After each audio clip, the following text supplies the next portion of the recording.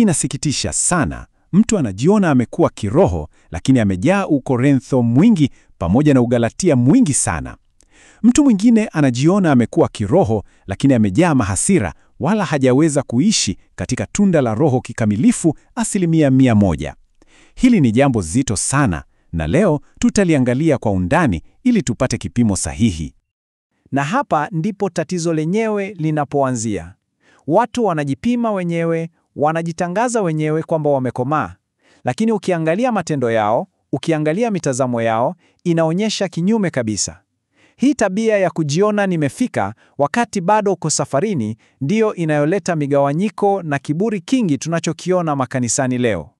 Sawa. Hebu sasa tuingie kwenye sehemu yetu ya kwanza. Tutachambua hii hatari ya kujitangaza mwenyewe kuwa umekomaa kiroho. Hapa ndipo tutaona mzizi wa tatizo hili uko wapi hasa. Lakini lazima tujiulize, hivi ni nini hasa kinachomsukuma mtu kufikia hatua ya kujiona yeye ameshakuwa? Labda ni kwa sababu anahisi ana ufahamu fulani wa pekee, yale anayopenda kuyaita chakula kigumu. Lakini je, huo ndio upimo wa kweli? Hebu fikiria hili jambo kimantiki tu. Katika familia ya kawaida, ni mzazi ndiye anayesema mwanangu sasa amekuwa, au ni mtoto ndiye anayekwenda kwa baba yake na kusema mzee, sikiliza, kuanzia leo mimi ni mtu mzima. Ni upuuzi kabisa mtoto kujitangazia ukuaji. Ndivyo ilivyo hata kiroho. Anayetoa tamko la mwisho sio wewe. Na hapa sasa ndipo hatari inapoonekana waziwazi. Mawazo haya ya kujiona umewazidi wengine yanafanana sana na tabia za watu walio kwenye yale makundi ya upotofu. Wanatumia hayo maarifa yao kama silaha. Ukijaribu kuwauliza swali la msingi, wanakujibu kwa dharau. Wewe bado ni mtoto mchanga, huwezi kuelewa mambo haya. Hiyo kauli inakuwa kama ngome yao ya kujificha na kuficha upotofu wao. Basi, kama sio sisi wenyewe, swali la msingi linabaki. Ni nani hasa mwenye mamlaka ya kuamua kuwa umekomaa kiroho? Jibu, nashukuru Mungu, liko wazi kabisa kwenye maandiko. Andiko hili kutoka kitabu cha Wagalatia ndio msingi wa kila kitu tunachozungumza leo. Hebu angalia kwa makini. Neno linasema mrithi yuko chini ya uangalizi hata wakati uliokwisha kuamriwa na Baba. Sijasema na yeye mwenyewe, nimesema na Baba. Ni Baba na Baba pekee ndiye anayeweka huo muda uliokubalika. Kwa hiyo, hoja kuu ni hii, na naomba iingie moyoni mwako. Mwamuzi wa ukomavu wako wa kiroho ni Mungu Baba peke yake. Sio hisia zako, sio maarifa unaofikiri unayo, na wala sio maoni ya watu. Ni yeye, na yeye peke yake ndiye anayepima na kutoa hukumu ya mwisho. Kila jaribio la kujipima mwenyewe ni kujidanganya. Sasa, hebu tulichambue hili neno maarufu, chakula kigumu. Limetumiwa vibaya na wengi sana kama kigezo cha kujionyesha. Lakini hivi maandiko yanasema nini hasa kuhusu chakula kigumu? Hapa unaweza kuona tofauti ilivyo kubwa. Upande mmoja, tuna ufafanuzi wa uongo. Watu wanafikiri chakula kigumu ni ndoto za ajabu ajabu, mafunuo ya uongo, au hata shuhuda za mapepo. Lakini upande wa pili, tuna ukweli wa kimaandiko. Chakula kigumu ni mafundisho ya kina yenye uzito, kama yale yaliyomo kwenye kitabu cha Warumi na Waebrania, ambayo yamejengwa juu ya msingi thabiti wa fundisho la mitume. Hiki ndicho kipimo cha kweli. Angalia kanisa la kwanza. Walifanya nini? Walidumu.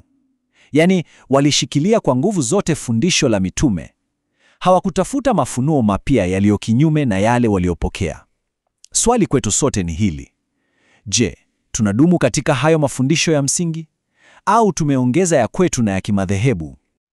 Sawa, sasa tumeshaona yale yasiyo sahihi. Hebu tugeukie upande wa pili na tuangalie ni vipi hasa vipimo sahihi vya ukomavu wa kiroho kulingana na neno la Mungu. Unajua, inashangaza sana. Unakuta mtu anadai anakula chakula kigumu, lakini misingi ya awali kabisa ya imani, yaani yale maziwa, hajui. Mambo kama maana ya imani, hukumu ya milele, mafundisho ya mabatizo, na hasa kuishi katika tunda la Roho. Haya ndio maziwa. Huwezi kuruka na kuanza kula nyama kabla hujamaliza kunywa maziwa yako. Lengo letu kuu Lengo la mwisho ni kufikia kimo cha Kristo. Na ukomavu huo, sikiliza, haupimwi ukiwa umekaa kwenye kiyoyozi kanisani. Unapimwa kwenye moto wa majaribu. Ni rahisi sana kujiona mvumilivu kama hujawahi kukosewa. Mfikirie Ayubu. Yeye hakusimama na kujitangaza, mimi ni mkamilifu.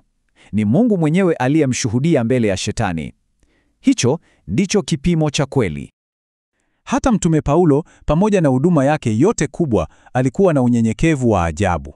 Anasema waziwazi, dhamira yangu hainishtaki, lakini hiyo peke yake hainifanyi niwe mwenye haki. Anaelewa kabisa kuwa mwamuzi wa mwisho, jaji wa mwisho ni Bwana. Sasa, kama Paulo alikuwa na mtazamo huu, sisi ni nani tujitangaze tumefika? Basi, tunapokaribia kumaliza, swali hili sasa linakurudia wewe binafsi.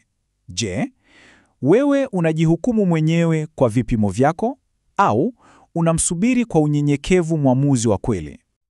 Acha nimalizie kwa kusema hivi, ni kiburi cha hali ya juu, mtu kusimama na kujitangaza amekuwa kiroho, hasa katika hali zetu za sasa ambapo tumejaa mapokeo ya wanadamu, tabia za Kigalatia za kutegemea sheria na tabia za Kikorintho za migawanyiko na majivuno ya karama. Tunachohitaji ni unyenyekevu, sio kujisifu. Sasa, chukua sekunde moja na ujiulize kwa uaminifu wote. Kipimo unachotumia kupima maisha yako ya kiroho, je, ni cha kujitengenezea wewe mwenyewe kulingana na maarifa unayodhani unayo, au unaishi kwa unyenyekevu ukijua fika kwamba ni Baba pekee ndiye mwenye haki ya kupima na kutoa hukumu ya mwisho? Tafakari hilo.